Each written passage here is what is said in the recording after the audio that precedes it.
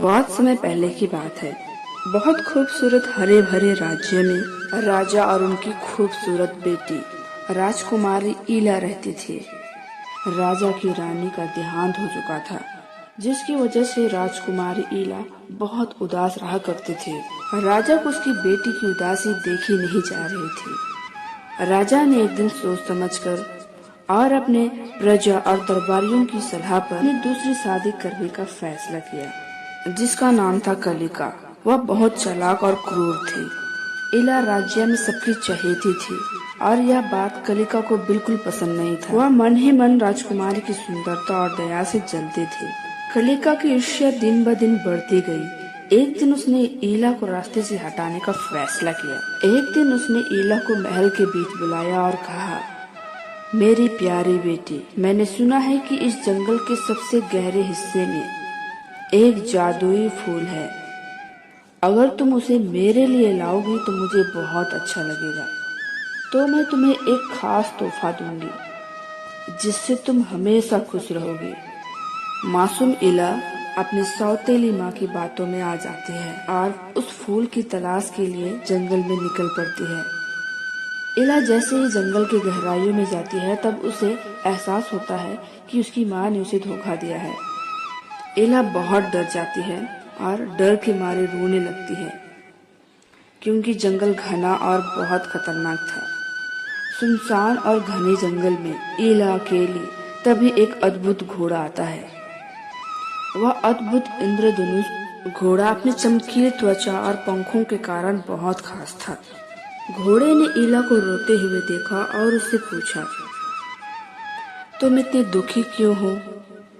जंगल में एक राजकुमारी को अकेले नहीं होना चाहिए।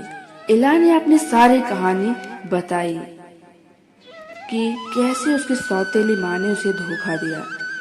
यह सुनकर घोड़े को उस पर बहुत दया आई। उसने इला को अपने पीठ पर बैठा लिया और उसे अपने जंगल के गुप्त हिस्से में ले गया। वहाँ एक सुंदर झरना बह रहा था और चारों ओर मीठे फलों के पेड़ थे। इला उस घोड़े के साथ सुरक्षित महसूस करने लगी। घोड़े ने उसे बताया कि वह एक जादुई प्राणी जो सिर्फ अच्छे दिल वाले लोगों की मदद करता है। वह अद्भुत घोड़ा और इला दोनों के बीच में अच्छी दोस्ती हो गई। वह हर दिन उसके साथ खेलती और उसका देखभाल करती। एक दिन इला ने घोड़े से कहा, अब मुझे वापस अपने पिता के पास जाना चाहिए। मुझे उन्हें सच बताना होगा। घोड़े ने इला को उसके महल के रास्ते पर छोड़ दिया और वादा किया, जब भी वह मुसीबत में होगी तो वो उसकी मदद करने के लिए आएगा। महल पहुंचते ही इला ने अपने पिता को सारी सच्चाई बताई। राजा बहुत गुस्सा हुआ और उसे अपनी पत्नी को महल से बाहर निकाल दिया। इला और उसके पिता फिर से एक साथ खुशी खुशी रहने लगे, लेकिन इला ने अपने दोस्त इंद्रधनुष घोड़े को नहीं भुलाया। कई सालों के बाद इला की शादी पड़ोसी राज्य के एक राजकुमार से तय हुई। शादी की तैयारी चल रही थी, तभी कलिका, जो अब बूढ़ी हो गई थी लेकिन बदला लेने के लिए वापस आई। उसने राजकुमार का अपहरण कर लिया और उसे एक ऊंची पहाड़ की चोटी पर कैद कर दिया। इला फिर से बहुत दुखी हो गई। उसने अपने दोस्त इंद्रधनुष घोड़े को याद किया। जैसे ही उसने घोड़े को याद किया, वह तुरंत उसके सामने आ गया। इला ने सारी बात बताई। घोड़े ने इला को अपने पीठ पर बैठाया और वे दोनों राजकुमार को बचाने के लिए पहाड़ की तरफ निकल पड़े। रास्ते में उन्हें कई बाधाओं का सामना करना पड़ा। कलिका ने उन्हें रोकने के लिए तूफान, बिजली और बड़े बड़े पत्थरों का जादू किया, लेकिन घोड़े की जादुई शक्ति के कारण वे बचते रहे। आखिरकार वे पहाड़ की चोटी पर पहुंचे। वहां कलिका ने राजा को एक जादुई पिंजरे में कैद करके रखा था।